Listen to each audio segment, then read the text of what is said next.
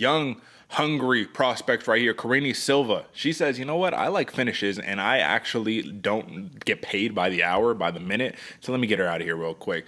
Karine Silva, man, immediately exploited the weakness of a Ketlen Souza. We said Souza has the ability to disrupt the game plan of Silva, use her, kind of bully approach, get in there and land some big bombs.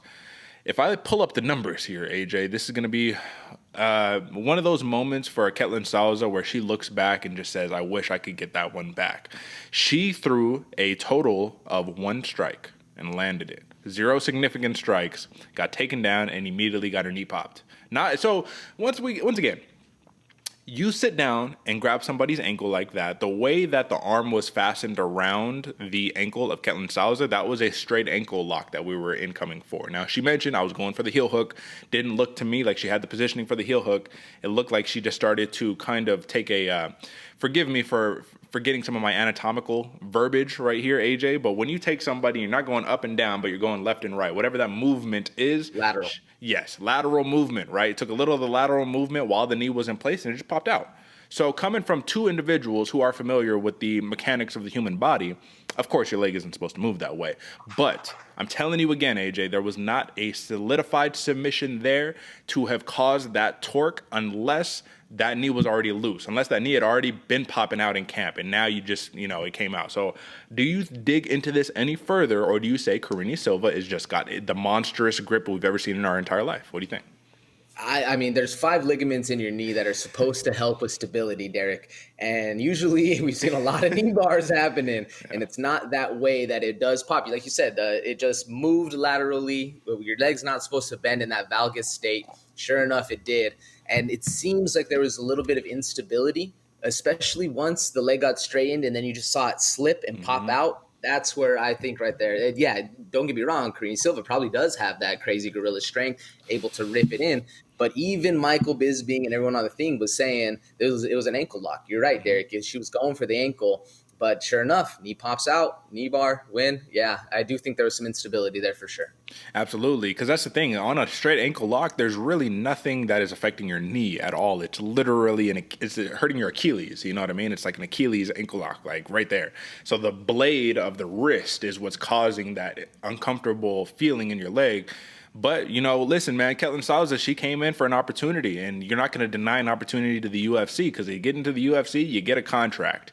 And I don't think they're going to cut her over her knee popping. However, we do have a rehabilitation stage. So getting to truly see what Ketlen Souza is capable of in the UFC, we're going to have to take a pause on that and push that out. However, Karine Silva right now, especially with back-to-back submission victories in the first round, has solidified herself as a phenom in the flyweight division, a real finisher in the flyweight division.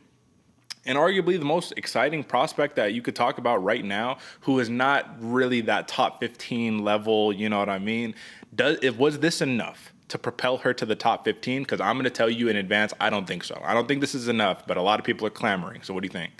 A lot of people are clamoring, Derek, because it's one of the first times they've seen Karine Silva, and nonetheless a finish that quick. Do I think it's enough? No, I do think we need to see more on the feet. You're right. One punch thrown from Souza with no significant strikes? That's not enough to actually make anyone really see the opposition that was presented, if you will. I think Karine Silva needs that little bit of what's the word I'm looking for? Where she needs a true fight, an actual opposition where we see her, she's in danger. We see the skills she can do. We can see problems presented to her and how she overcomes that. That's when I'll be clamoring for the top 15 for Karine Silva. Until then, not really much was given. I think what we're looking for is a showcase bout by Karine Silva. One of those showcase opportunities where you really got to see you got tested, you were able to overcome adversity, and you were able to really still inflict your finishing ways, right? Because if she fights somebody, if you do the other thing that is like, all right, let me just fast track her, give her some top 15 opposition. Let's say, for an example, like if I pull up some of the rankings right now, we throw her against like a Miranda Maverick or Viviane Araujo or something like that, right? And then it goes to a decision, and you see that finishing style isn't as effective as you thought it was against some of these non-top 15 fighters. That's when you ruin a great prospect, man. So I think that they should not fast-track her too much. Let her rack up some highlights, man, and then let her earn that top 15, you know what I'm saying? But big win by Karine Silva. Devastating, man. She was actually crying on broadcast after she hurt Souza. So you never want to hurt your opponent. You do, but you don't. You know what I mean? Do you feel what I'm saying there? Like, you want to hurt them, but you don't want to do long lasting injury, you know? And she was yes. very, even my lady was saying, she's like, damn, she didn't want to do that. And I was like, yeah, you don't want to do that. You don't want to cause serious long-term injury. You want to hurt each other. It's a Yeah. game, you know, that's a sport we play. But, you know, a knee, you know, everybody feels bad when you pop a knee. And that reminds me of, are you familiar with who Jalen Rose is? Old NBA player? So Jalen Rose, right? He was one playing the Lakers one time, playing Kobe, and he was saying he did a little dirty tactic, and I've had it happen to me personally, and it's not fun. Where you shoot a jump shot and somebody sticks their foot underneath your landing space, and then you turn your ankle or whatever.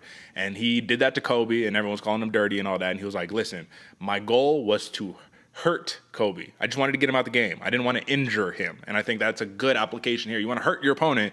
You don't want a long-lasting injury. Nobody wants that. All right.